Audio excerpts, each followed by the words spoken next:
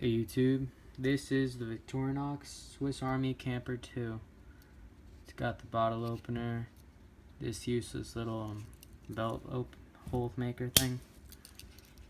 It's got can openers, big blade, small blade, saw, tweezers that go at the bottom, toothpick. Blade is pretty sharp. Cuts through pretty good. See?